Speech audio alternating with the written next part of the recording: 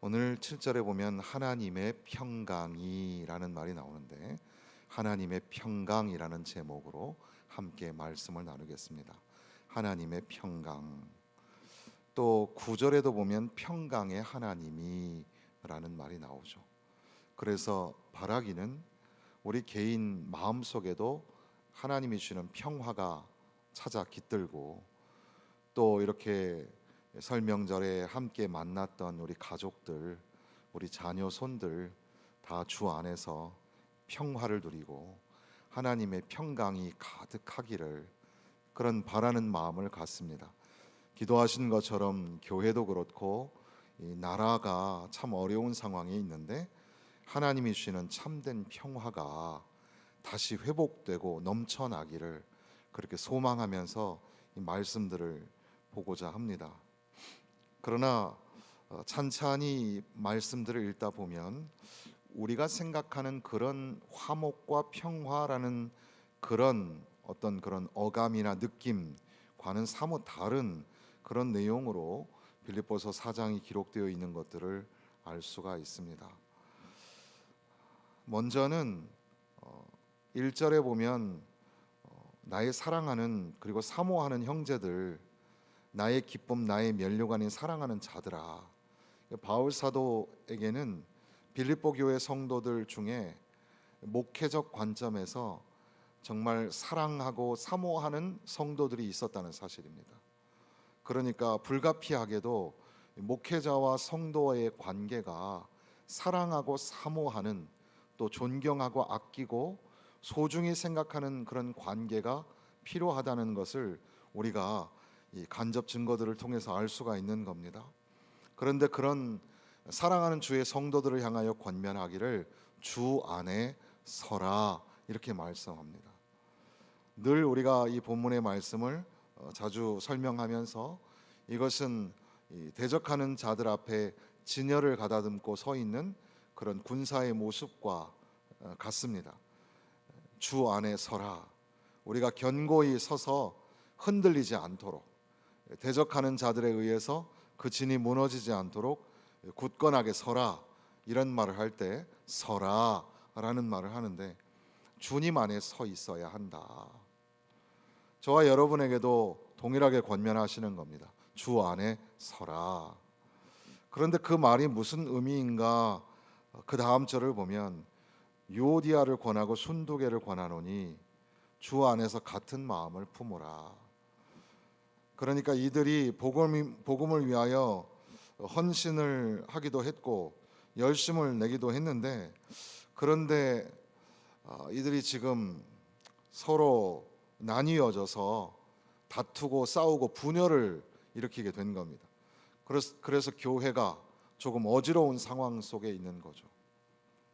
사실 교회 안에 있는 모든 성도들, 우리는 서로 다 다른 소리를 냅니다. 사실 교회 안에 한 가지 중요한 소리, 동일하게 가지고 있는 소리는 하나밖에 없죠. 그것은 예수 그리스도, 나의 주, 나의 구원자가 되시는 예수 그리스도.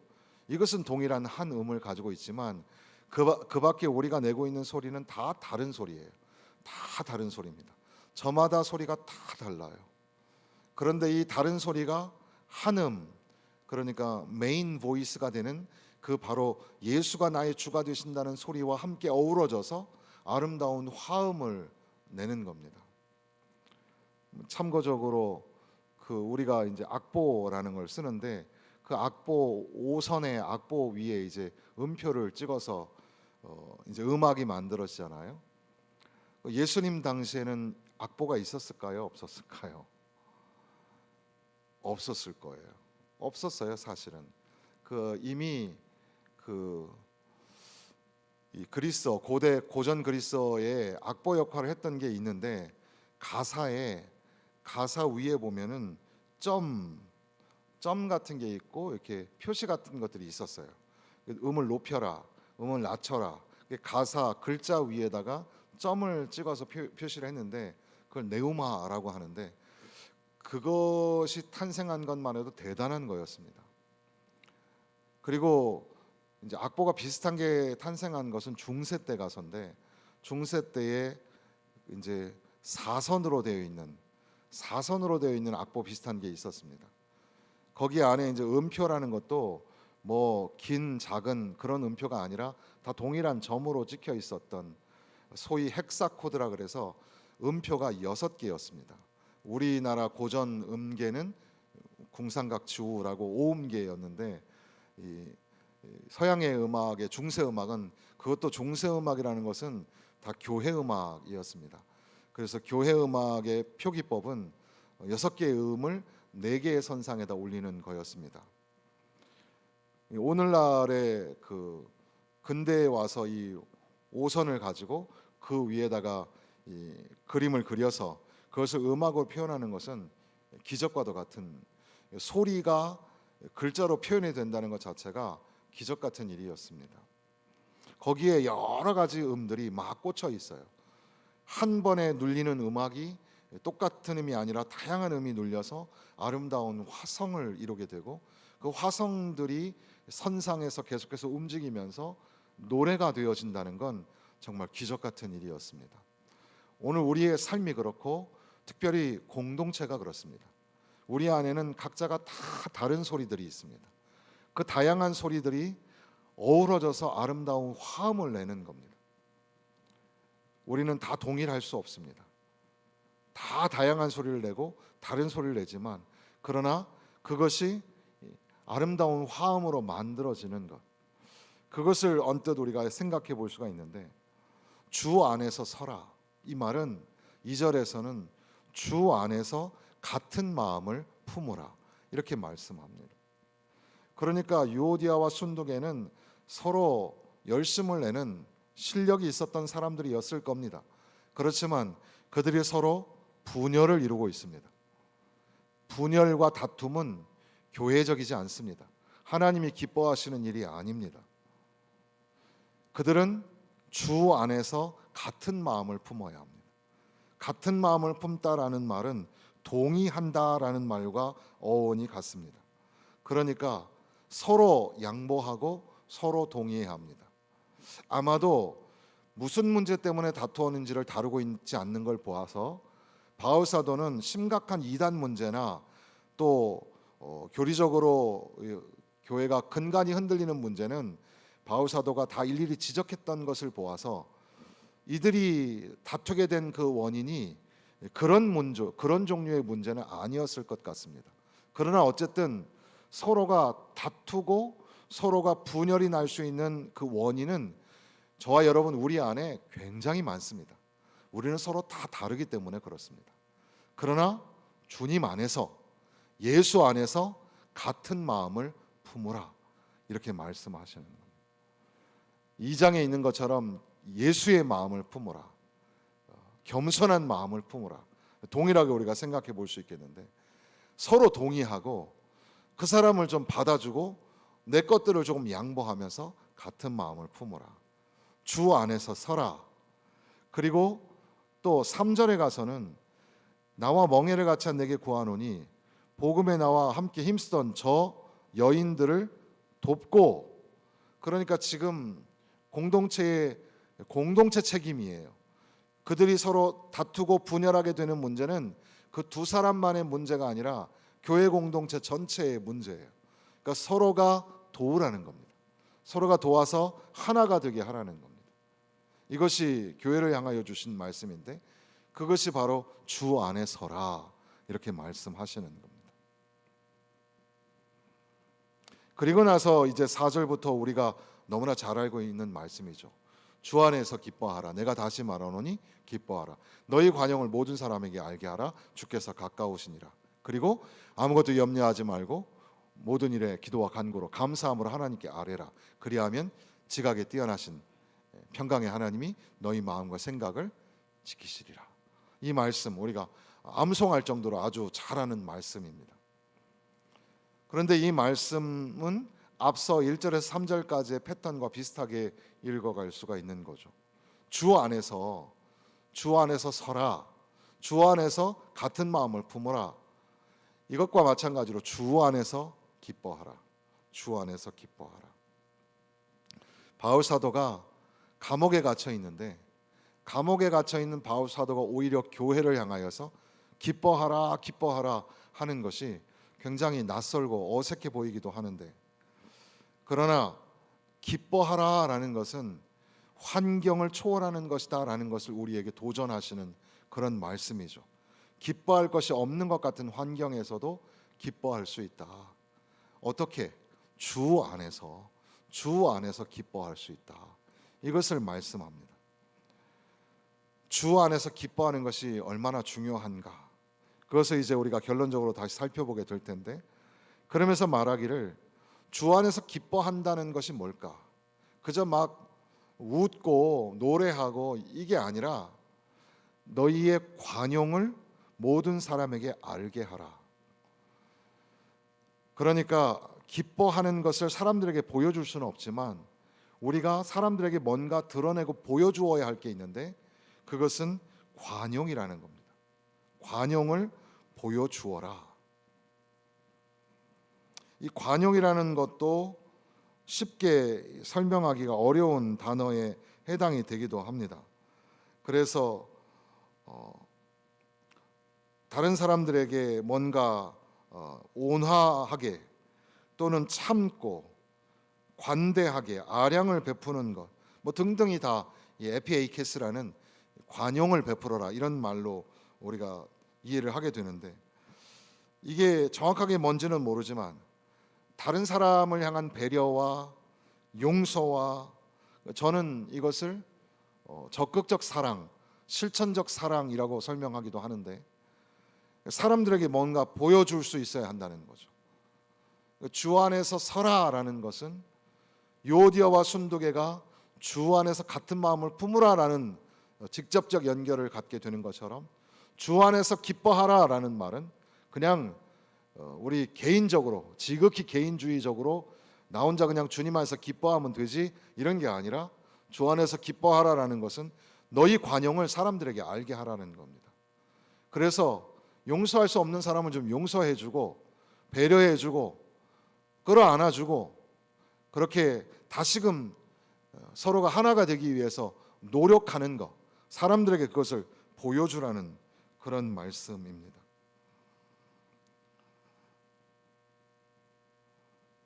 관용을 베푸며 산다는 게 사실 쉬운 건 아니죠.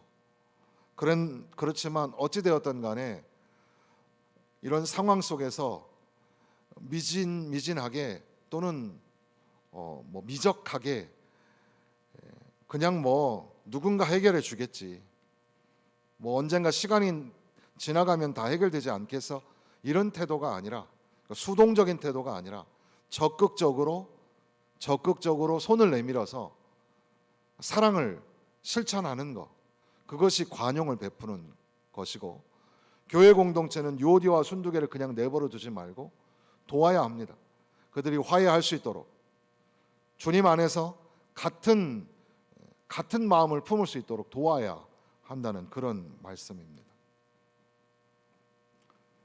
그리고 이것은 동시에 아무것도 염려하지 말고, 어떤 글에 보니까 염려라는 것은 죄악이다 이렇게 말하기도 하고, 또 염려는 불신의 교묘한 모습이다 이렇게 표현하기도 합니다.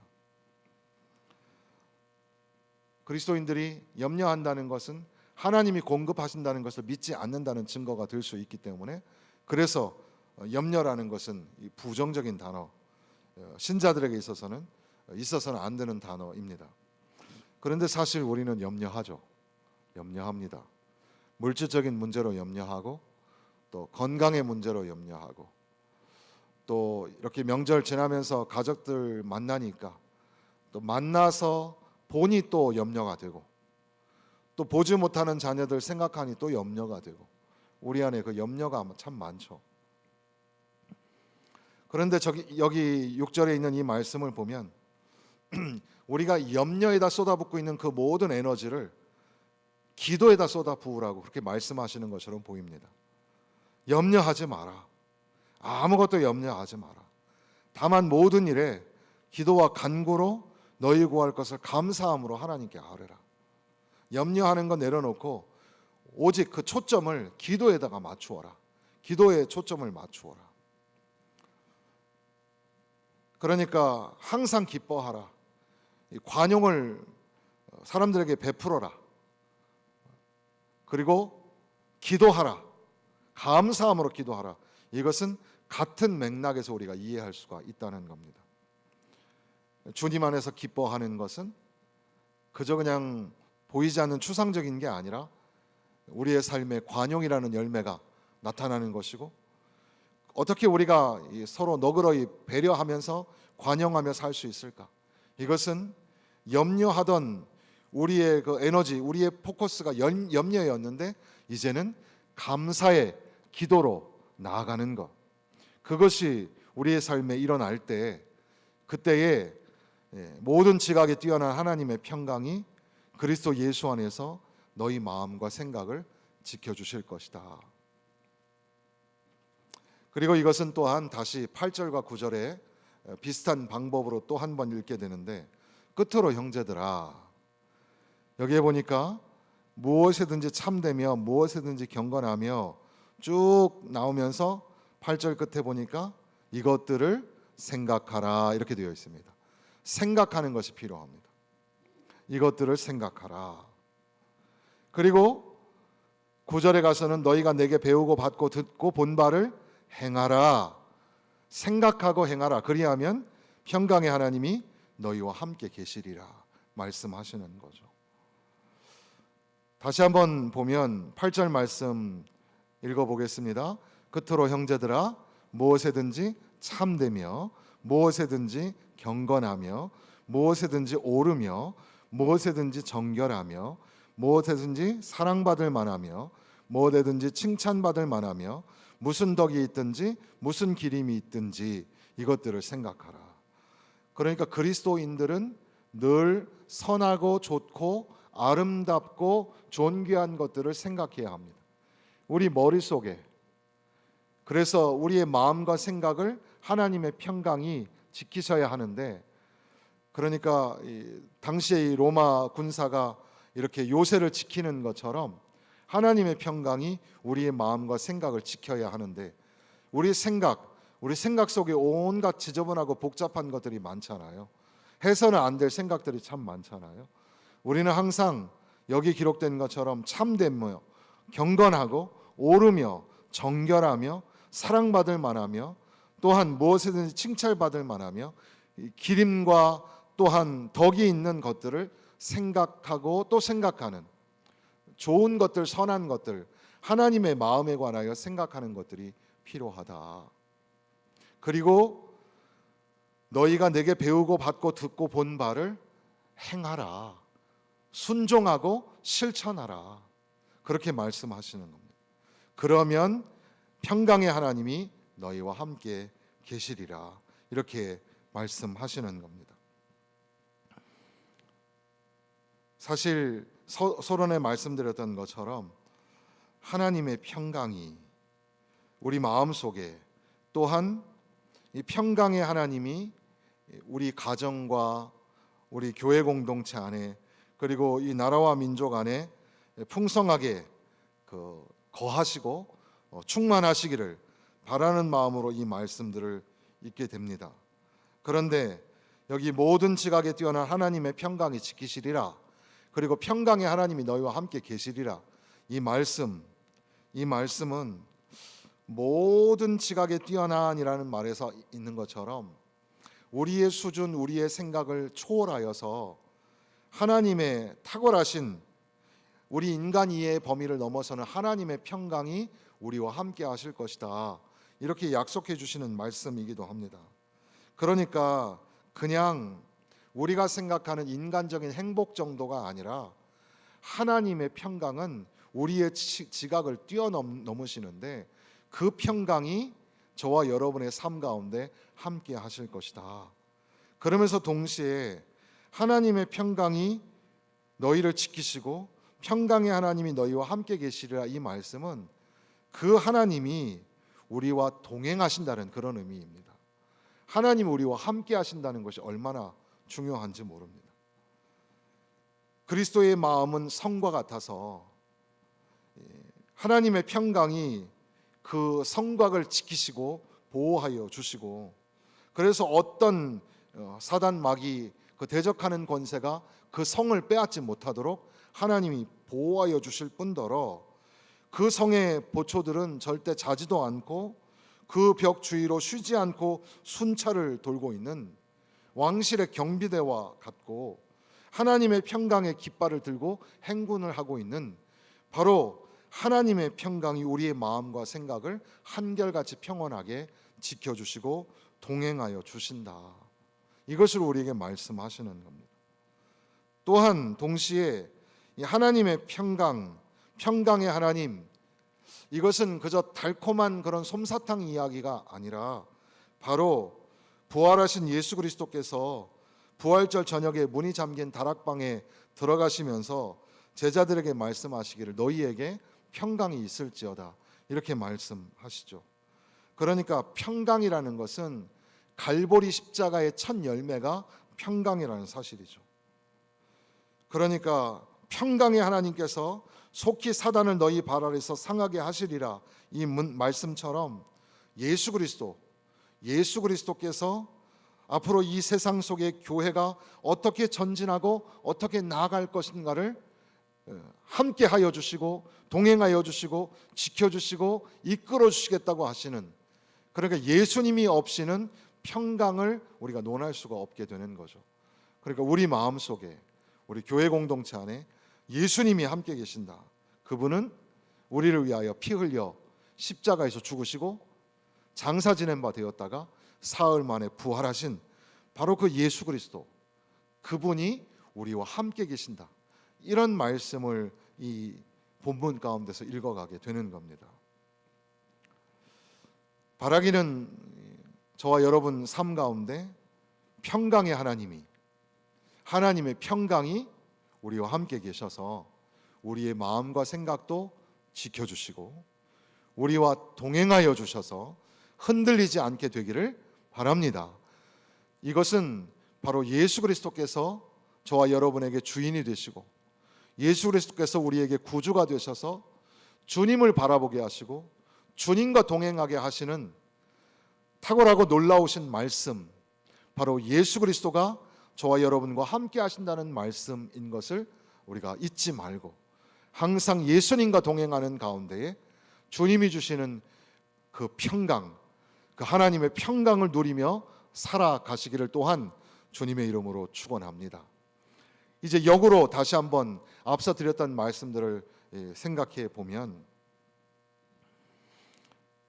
우리가 유오디아와 순두계처럼 서로 의견이 달라져서 분열이 생기게 됩니다. 교회 안에 분열이 생기면 안 되죠. 그러기 위해서는 하나님의 평강이 우리 가운데 있어야 합니다. 예수 그리스도를 통하여 우리에게 주어지고 채워진 하나님의 평강이 있어야 합니다. 하나님의 평강이 우리의 마음과 생각을 지켜주실 때 우리는 화목하고 평화를 누릴 수 있는 겁니다. 그러니까 우리는 가히 짐작하기를 요디아와 순두계가 열심은 있었는지 모르지만 그러나 그들 안에 하나님의 평화가, 하나님의 평강이 없는지 모르겠습니다. 여러분 마음 가운데 하나님의 평강이 자리를 잡고 평강의 하나님이 임재하시고 예수 그리스도가 우리와 함께 하셔서, 그래서 서로 우리가 의견이 다르지만 서로 분열의 조짐, 그 요소가 너무나 많지만 그럼에도 불구하고 주 안에서, 예수 안에서 하나가 될 수 있기를 간절히 소망합니다. 또한 동시에 어떻게 우리가 기뻐하며 살 수 있을까? 어떻게 우리가 관용을 베풀며 살 수 있을까? 어떻게 염려하지 않고 우리의 모든 염려했던 에너지를 쏟아서 감사의 기도로 나아갈 수 있을까? 예수 그리스도가 우리 안에 계시고 주님 때문에 우리 안에 세워진 하나님의 평강이 우리의 마음과 생각을 지켜주실 때 우리는 우리의 모든 영적인 에너지를 쏟아서 기도의 자리로 나아갈 수 있게 되는 줄로 믿습니다. 또한 이렇게 하나님의 평강을 우리 가운데 누리기 위해서 우리는 계속해서 선한 것, 하나님의 선하심을 생각하고 또 생각해야 할 것이며, 배우고 받고 듣고 본 바를 행하고 순종하는 것이 필요합니다. 그러니까 100번 1000번을 들어도 순종하지 아니하면 그 사람은 하나님의 평강을 알 수가 없는 겁니다. 하나님의 평강을 누려보지 못하는 겁니다. 사랑하는 성도 여러분, 이 명절을 지나가면서 여러분 가정에 하나님의 평강이 넘쳐나기를 바랍니다. 또한 우리 교회와 이 민족, 이 사회 속에도 하나님의 평화가 떠나지 않고 우리를 지키시고 보호하여 주셨으면 좋겠습니다. 흩어져 있는 사랑하는 성도들, 원로 목사님 비롯하여서 모든 성도들, 사랑하는 우리 자녀들, 우리 모두가 다 주님 안에서 평화를 누리며 살았으면 좋겠습니다. 그러기 위해서는 우리에게 들려주신 말씀, 그 말씀을 생각하고 또 생각해야 합니다. 그리고 또한 그 들려주신 말씀, 배우고 훈련한 바 그 모든 말씀을 삶 가운데 실천하고 행동으로 옮겨야 됩니다. 그렇게 할 때 하나님의 평강이 우리 가운데 충만하게 될 줄로 믿습니다. 아무쪼록 평화의 하나님이, 하나님의 평강이 여러분의 삶의 자리에 굳건하게 세워져서 예수님 안에서 모두가 다 그 평화를 누리고 하나님의 평강을 누리며 사시기를 주님의 이름으로 축원합니다.